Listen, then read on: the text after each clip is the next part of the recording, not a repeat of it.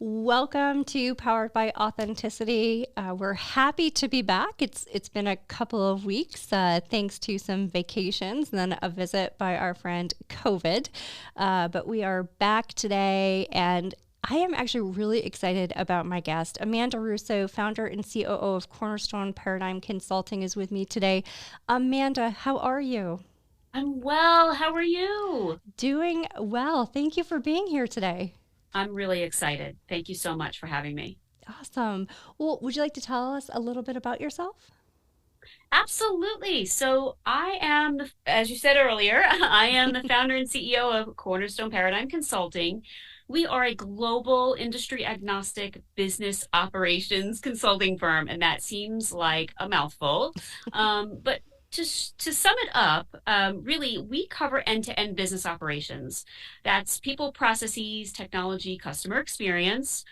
And what's really nice about us is we cover the running of the business, right? Like, so Yep. we'll never tell our clients, what they should be selling or, for healthcare, like what kinds of services they should be offering. We just show them the how. So it's kind of neat for us to sort of take, certainly in the healthcare space, their business to the next level. Yeah, and I can imagine the influx of work you probably have right now because when it comes Yes. to operations and being able to reduce costs and recognize Yes. efficiencies, we're all about that in healthcare right now. Oh, yes. I, Always, right? Always. yeah, Gosh, yeah. always. So, Amanda, where are you based out of? So I am based out of New York City, but sort of the beauty, I think, and I mean, we've always been sort of a Mhm. remote organization, but COVID has, I think, opened up a lot of eyes to how we operate. We're global. So I have team members all over the world and it works for us. Yeah. But I mean, home base here is in New York City, but yeah, we can help clients anywhere in the world, and we do, and there's team members all over the world, so it's really fun, really fantastic. Awesome. Well, it's Yeah. beginning to be beautiful fall here in New York. Yes. Yes. So, tell me, what's your favorite fall food? We like to do a little icebreaker here. A lot of times it's focused on food because we love food here at Powered by Authenticity. Any You. favorite fall foods?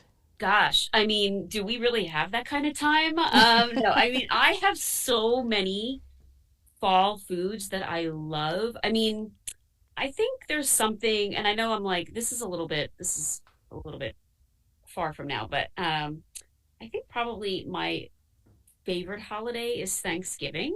Mhm. Um, so I would say like all things Thanksgiving, all things cranberries, all things turkey. Um, I believe it or not, I can't believe I'm even going to say this, but I am a pumpkin spice girl now.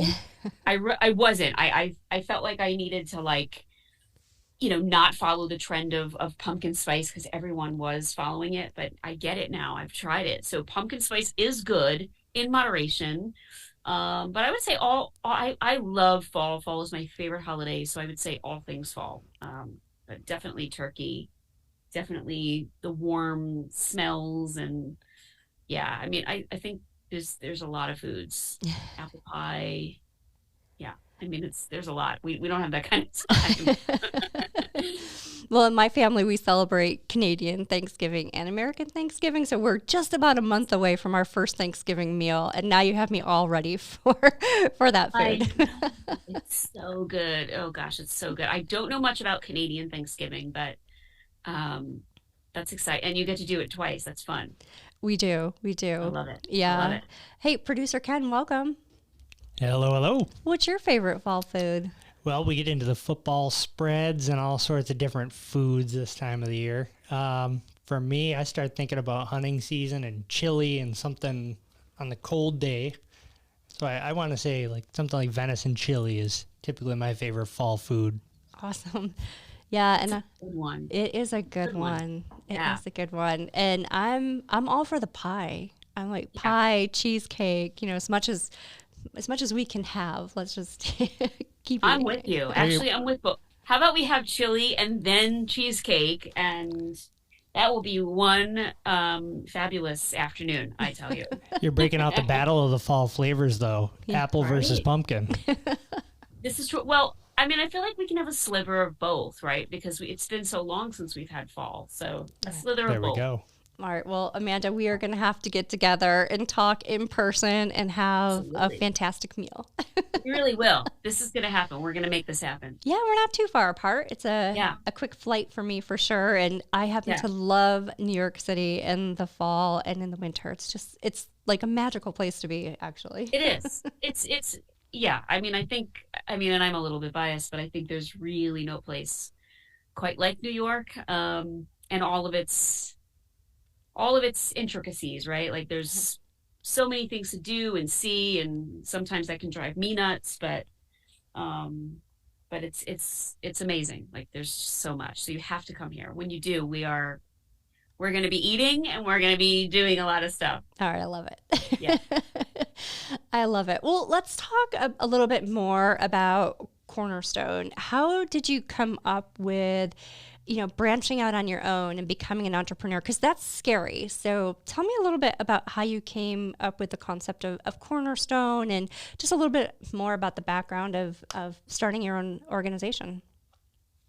Yeah, it's funny. I actually, although a lot of people who know me, over the years would just say, "Gosh, you need to start your own business. Like you need to start your own business. You should really be doing this like as your own business." And to be honest, because I know my strengths personally, like I've been in the ops space my entire career. Like, I mean, since I'm a teenager, frankly, right? So, and that's all I know. I don't know marketing. I don't know sales. I don't really, I really know how to run a business, but it was like all of the other components to running a business were the things that were scaring me. So I really didn't want to start my own business because the other areas made me uncomfortable.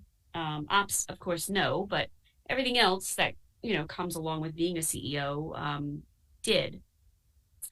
And so I was laid off, 2016, and kind of looking for a job, and again, like just my friends and just people who know me a really long time, in my networks, like, you should just start a business, and it's really hard, so I didn't want to do it, I'll be honest. I remember applying to this job, and she had such a heavy accent, and of course I didn't say anything, but and she said, "Well, I think this is going to be a great partnership. Do you mind starting a business? Because I can only pay an entity. I'm located in the UK." And I was like, like, so, and that's where it was born. And the name of the company, although, I thought about it in 24 hours, I came up with it in 24 hours, which is quite long. I probably should have named it something else. Cornerstone is like, when you think about building anything, whether it be a building or whatever it is, like a relationship even, there is some kind of cornerstone. There's got to be a place that you start. And when I think about building a business, there's got to be a place that we start, and that is the cornerstone, right? So Mm.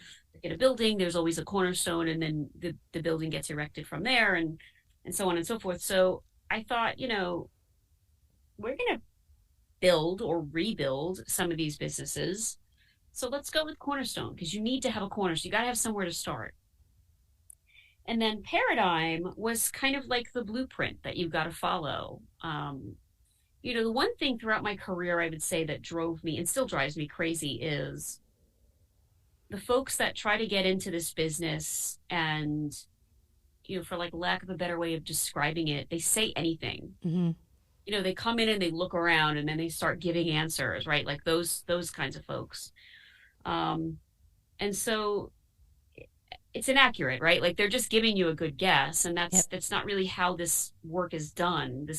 There's a very sort of formulated way to kind of get to the root cause of a business issue, and it's not, you need an accounting system, get QuickBooks or get Zero or get whatever, right? Like it's a lot more than that. And so I thought Paradigm is a great way to say that there is sort of a blueprint, if you will, to follow.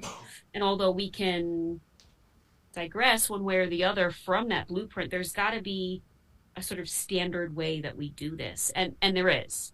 Um, and so that's how I came up with it. That's a very winded way to answer your question. Now. Sorry. No. But yeah, that's kind of how I came up with it, you know? No, I love that. And I love that, I think it was also a leap of faith on yourself, right? Like you Yeah. went out there and everyone else had the faith in you that you would be successful. And Yeah. then when the opportunity arose and you took it, look at you now. Yeah. That's amazing. I had something similar happen where I lost my job as part of a reduction in force last August. Yeah. And within 24 hours, somebody's like, well, I can bring you on, but you have to be an entity, you have to be a contract. And so it just kind of was born, Yeah. which is cool when you think about other people encouraging you, but then taking that leap in yourself. And Yeah. that's really hard to do sometimes. It is. I would say, for anyone who is considering it, and like you and I both know this, it's a lot harder than you think. And, you know, getting caught up in the title or getting caught up in the idea that you're going to make your own hours. Yeah. First of all, I don't know about you, Emily, but I work more harder and more hours than I ever have working for someone else. So I think it's, at least that's me. Yeah. I think there's like a little bit of a misconception there that you're going to be, jet setting all over the globe and making your own hours, and it's not that glorious. It's not that glamorous at all. There's no jet setting. There's no, yeah. When I go to cities and I, go for a client, there's no like, let's have a night out on the town. We're working from the minute we get there until the minute I get on the plane, right? So it's Yeah. like, there's no glam. I mean, for us, I don't know, maybe I'm doing it wrong, but it's not glamorous. So, I'm 100% with you on yeah. that. I love when people are like, you get to go to all these great places. Yeah. No, I go to No. buildings. I mean, we do get to go to these great places. Sure. I don't really get to see them. I've been to Chicago, like I can't even tell you how many times, and I've seen the city once. Yep. And I've stayed in the city, so it's not glamorous by any means. Fun, It's but not glamorous. Yeah, and there's that sense of pride. So those long Yes. hours are like, "Ah, it's okay." Yeah. I mean, I'm not complaining, but Oh it's. no, I think that there's like this idea I'm that with you. yeah, like we're seeing all these great places and we're going to shows and we're like no, it's no. Yeah, a lot of bad airport food and Yeah. Terrible airport food Yes. and just yeah, yep, I'm with you. Yeah, and it is so funny. But during those opportunities, I don't know about you, but I take the opportunity to talk to people. It's networking Yes. at its finest. So, Yep. When you and I met a couple weeks ago, we had a great discussion about networking and just the importance, not only personally, but to grow your business and kind of the intersection of both of those things. I think for women, it's especially hard to know, how do you get started with networking? Where do I go? I'd love to hear some of your thoughts on, as a female entrepreneur, how you network. What are some tips that you have to get people started, and how important has that been to your success? Yeah, I mean, I would definitely agree with you that networking, especially for women-owned businesses, is critical. But I also say that to say that networking with the right people Mhm. is probably far more critical. It's not really about quantity as it is quality. And so my tips for networking really are the way I started networking, and this was even when I was employed for someone else, is just making sure that you're putting the feelers out there, talking to the people that you could do business with. Like you and I sort of play in the same area, so to speak, right? Like we do Yep. different things, obviously, but we are kind of talking to a lot of the same people, a lot of the same executives, a lot of the same executive levels. And so I would say, any networking event that you go to, one, I think this is really important, is try not to be afraid to go alone. Like you don't always need someone with you. And a lot of the times people can be intimidated to approach a group of people. If you go by yourself and, look, it's a little uncomfortable at first, but Mhm. like you walk in, you maybe get a drink or, you don't, it doesn't have to be alcohol, but you get a drink and you introduce yourself and just be yourself at any of these networking events. And you kind of work your way through the room and find one or two people that you feel like this person shares my values. This person is someone I could, partner up and do some business with. So that's sort of my strategy. I don't know if that's I everyone, but yeah, I love that. yeah, I think it also forces you out of your comfort zone. So if you're with somebody, you're yeah, going to be with them for the evening, right? Like they're yeah, your comfort zone. yeah, But when you go by yourself, you're forced to have a conversation. You're kind of, yeah, to your point, you walk in, you're a little uncomfortable. I don't know anybody.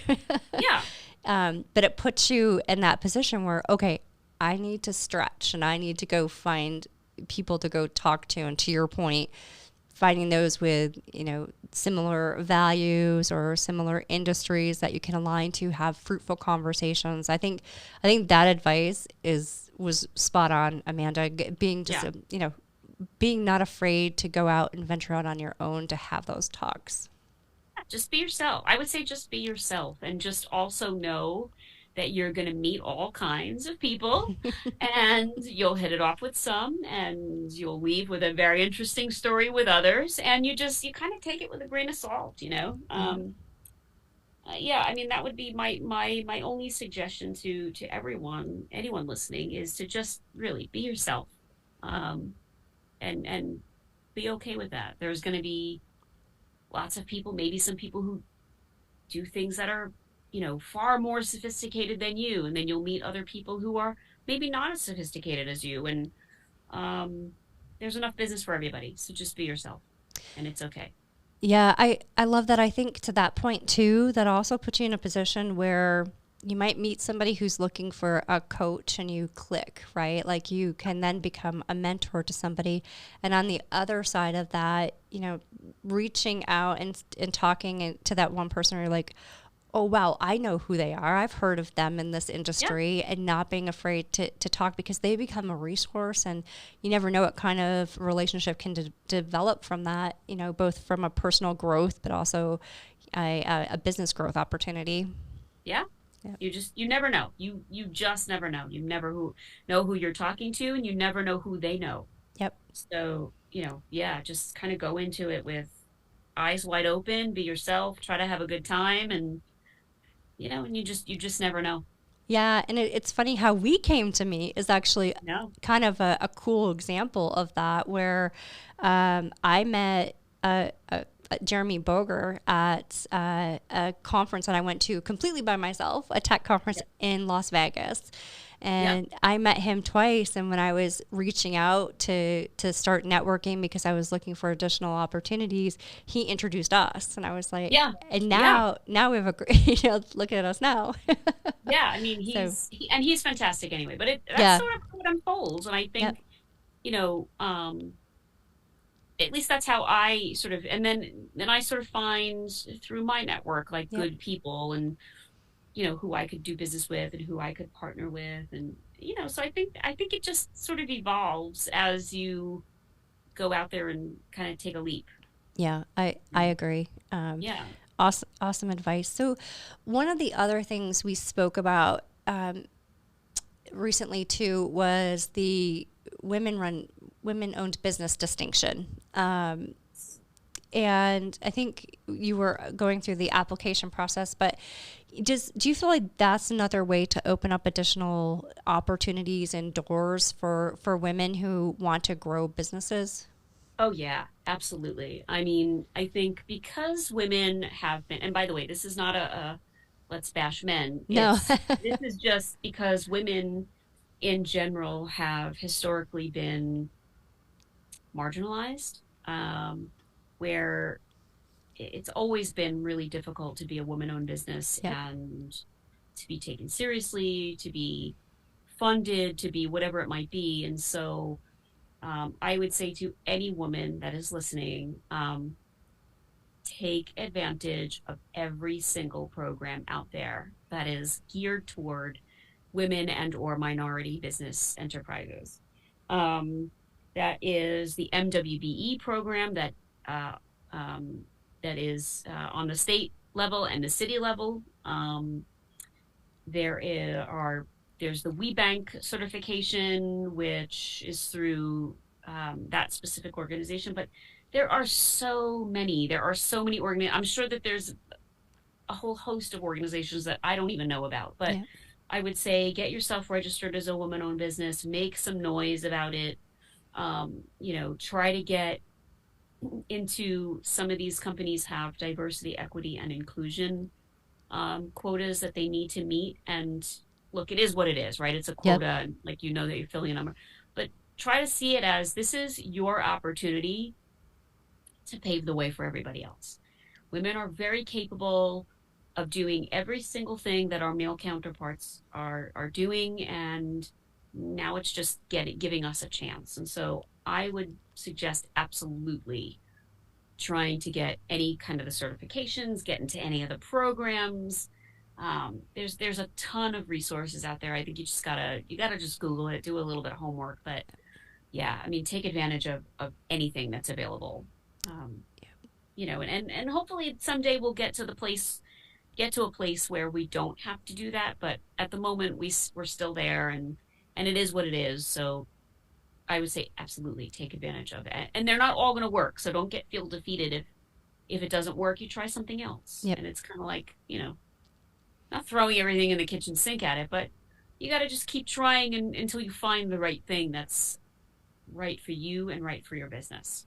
Yeah, and a lot of those programs offer some great like additional resources Yeah, for women as well to help mentor, yeah, and help grow your businesses as well. So absolutely. and that was really great. We can link in the show notes Yeah, to those two organizations as sure. well. So we'll add those to the show notes. Yeah, absolutely. So speaking of gender equity, I think in the tech industry, obviously, we still have a great divide when it comes to females, and looking at C-suites and the entrepreneurial type of women who are in tech as a whole. How have you been able to help drive some of those conversations around change, and how important is that to you? Yeah, I mean, it's a good question. It's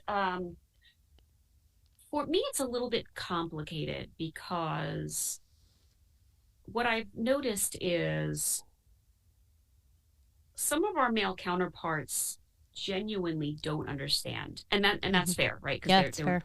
they're not going to understand. Like Yep. they're not a woman, and they don't understand. They don't understand. Um, I think it's about I don't have these kinds of conversations with our clients because I'm coming in from a different um, point of view, a different Yep. perspective, right? Like we're really managing the how Yep. for our clients. But I would say for my male counterparts, even the ones that aren't directly in ops, but they're in, like, let's say, complementary businesses, IT or um, you know contact center, or Yep. directly in healthcare, and they genuinely don't understand. I think it's about, I mean, at least for me, I think it's about being a little bit compassionate toward the fact that they will never understand, and just kind of having conversations about, not discounting women when they're saying they feel something, or they're experiencing something, even though you don't think it's real to her. Yep. And so I think it's, I mean, I wouldn't say I have this down pat, and I'm not even sure I'm right, but I at least try to be compassionate. When someone hasn't experienced something that I've experienced, it's like not really fair for me to be angry because they don't understand. Yeah. And so I think driving some of those conversations is going to be more about not talking at someone, but talking to them, and trying to explain in a how do I say this? In a way that can help them understand, but really I think we have a way to go, Yeah. with folks truly understanding what it's like to be a woman and in the C-suite and in business in general. Yep. It's yeah. Yeah. And to that point, I think the word compassion comes to mind because it Yeah. needs to be compassion on both sides. Yeah. Yeah, it does. It really does. Yeah. I mean, a man's not going to understand what it's like to, be the only female in the room. They're never going to understand that. But being able to have a transparent, compassionate conversation about what that means, I think helps them learn. But it also helps us grow because we continue to just get the messaging out.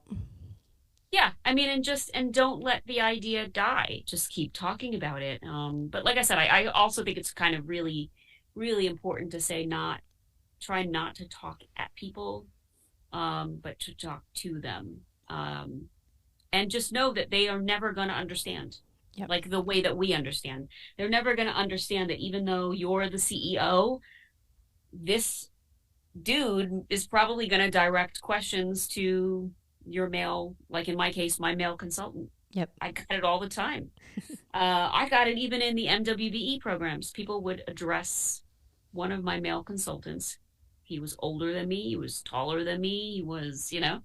and he didn't know half of what I knew, but he would get all the questions. So, it's just keep having the conversation, but just remember also that we understand other women, and you gotta just come to terms with the fact that they're never going to understand, like the way that we do. Yeah. Yep, absolutely. No, that's perfect. I mean,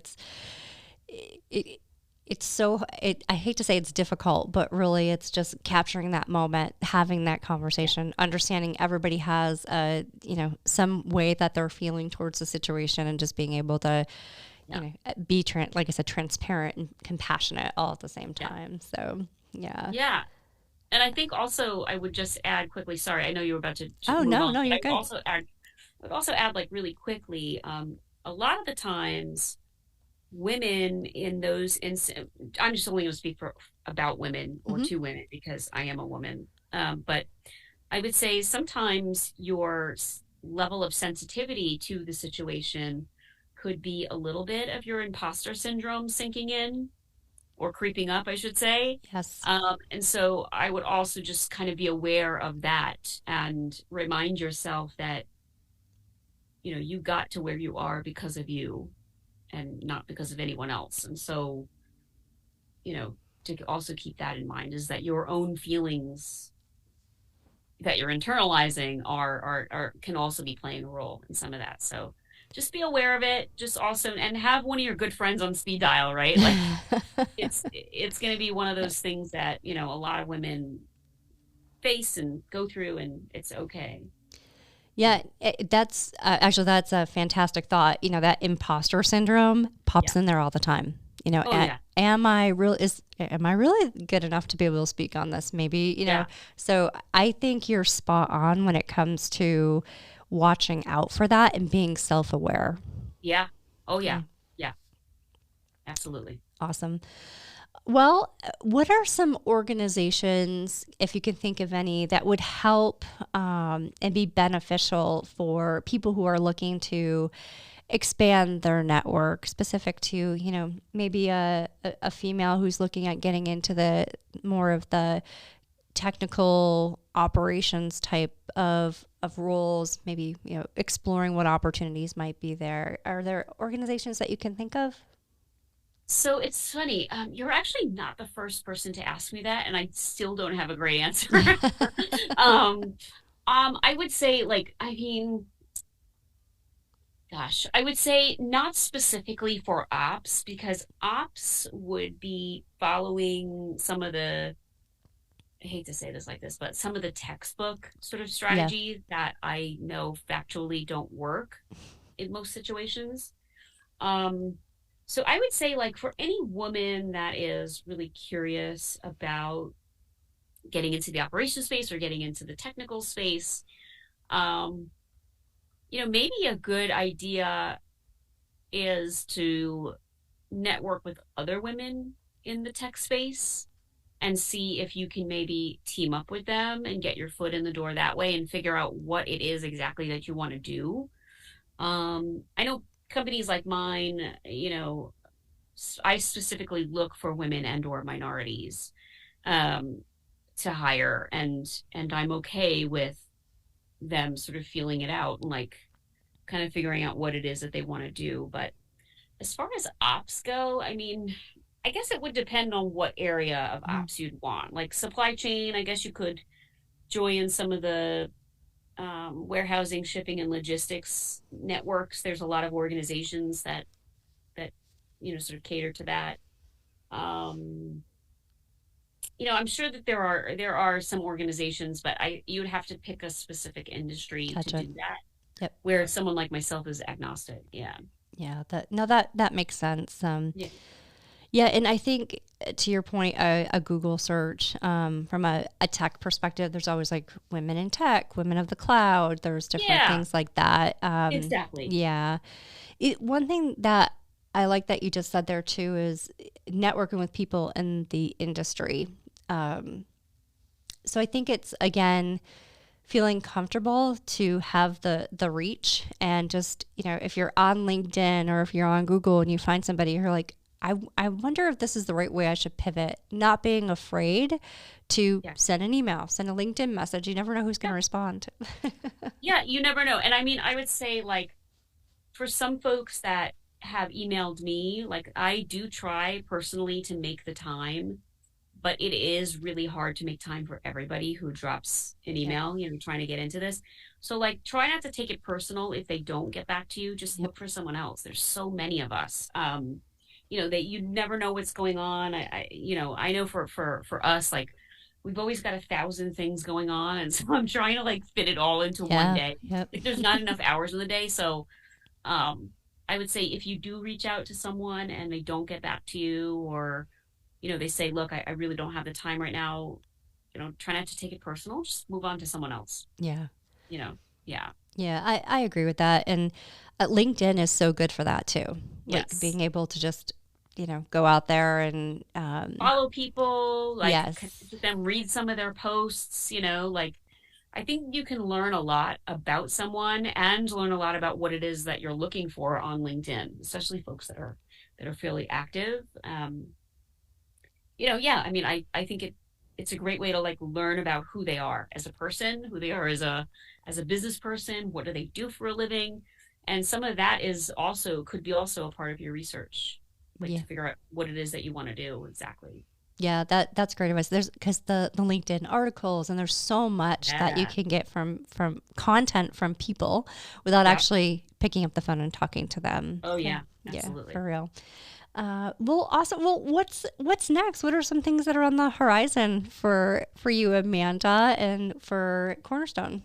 Yeah, I mean, we've got a lot of really exciting things kind of going on. Some are in motion and some are coming down the pike, and it's exciting. Like we're getting into the space of reselling some technology so that we can implement it and kind of control the process. And not because we're control freaks, but Mm, it's more about like really delivering what the client needs as opposed to vendors yesing me to death. Throughout these almost 7 years, I should say, um, we've worked with so many vendors, and vendors kind of yes me to death because they want the sale. yep.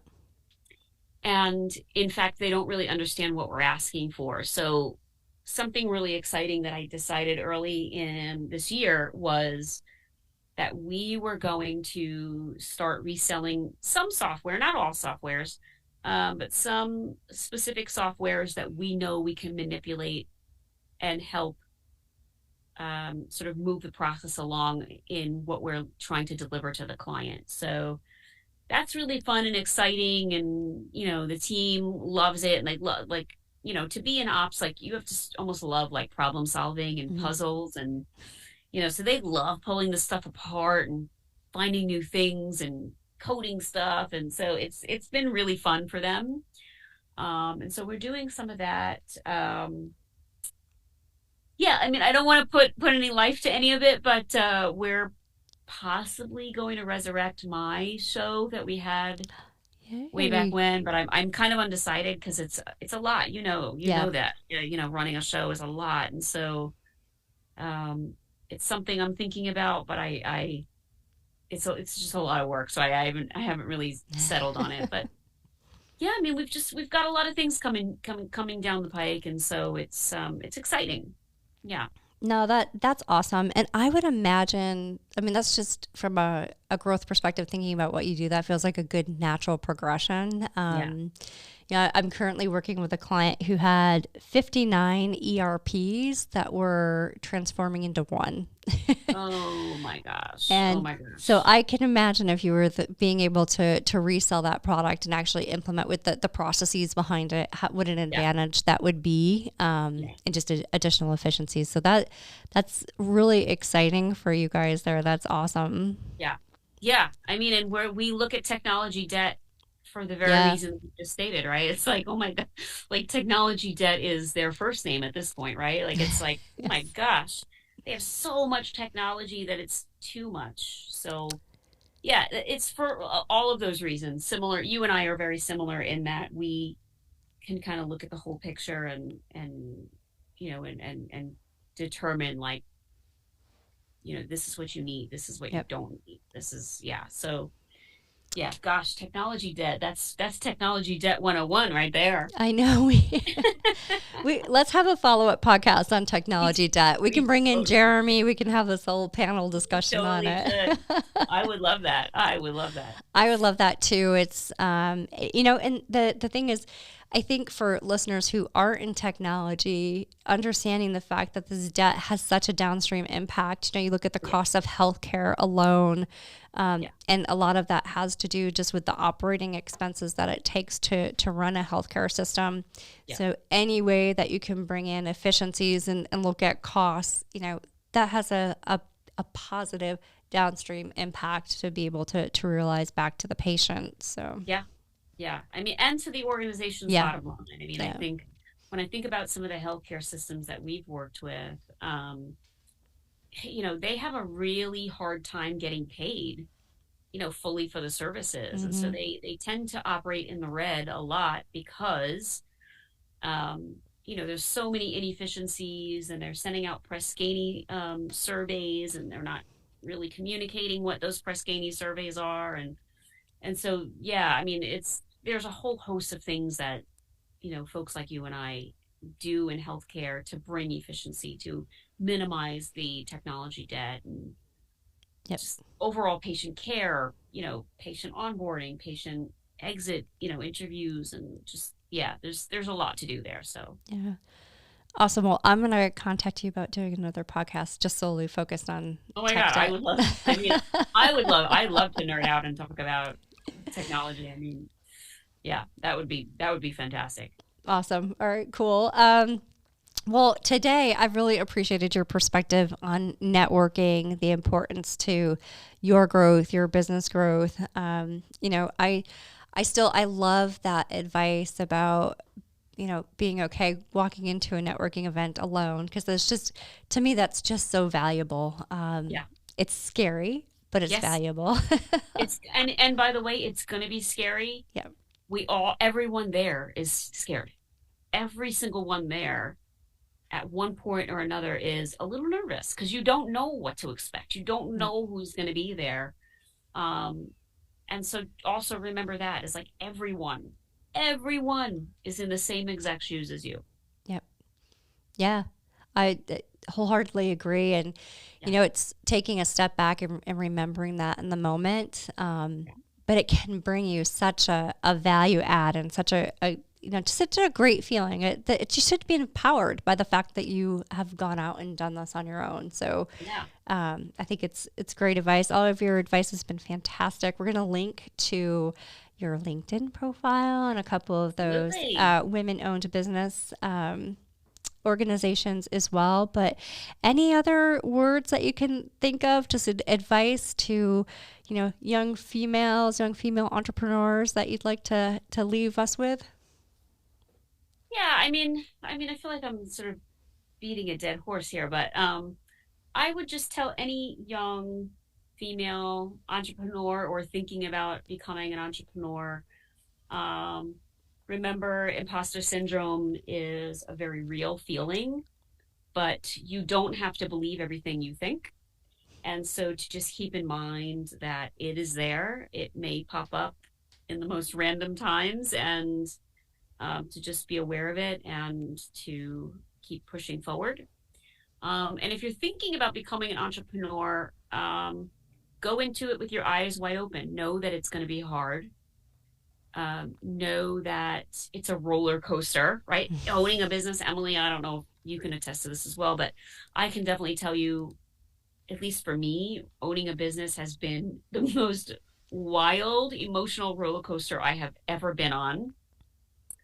Um, and to just kind of know that you're not doing anything wrong if it is. And if it's not, that's amazing. Like, call me, let me know how you did it. But, like, at least for me, it's been such an emotional roller coaster. And um, just reminding anyone out there that's thinking about starting a business or you're in business already, like, you're not doing anything wrong because it's a high, the highs are high and the lows are low. Yep.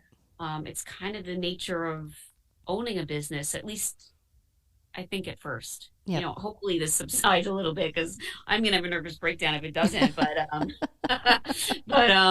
it's just keeping in mind that you're not doing anything wrong. That a lot of people face these kind of roller coasters. So Yeah, just be aware of it, and yeah. and enjoy it. It's Yeah. there's with every, you talked about the high highs and the low lows. Oh yeah. Those lows are where you're going to learn the most. Oh yes. Yes. And being able to walk away with what you've learned is going to make that next high that much more enjoyable. Like, just, it's going to Yeah. be fantastic. So Yeah. I think that's really Yeah. great. And I think the other thing that I would say, just kind of thinking through this, is dip your toe in the water. If people Yeah. are telling you that you think that, you'd be great at owning your own business and you're really good at something, you know what? Have a side hustle. See how it Yeah. goes. Dip Yeah. dip your toe in that water, and if it takes off, great. If not, you've tried, you've learned, and you can, try again. Yeah. And I think that's one of the beauties of this life, is that we can continue to try again. Yeah, absolutely. And I would also like quickly add that for the people in your life that are discouraging you, maybe from starting a business, and it's hard, and you need money and you don't have any money, and you need this and you don't have this, and try to also just be very careful about who you surround yourself with, right? Because you don't want them to project their fears onto you. It's going to be a roller coaster. And I'm just saying, like, just go into it knowing that it's going to be a lot of work and it's going to be a roller coaster.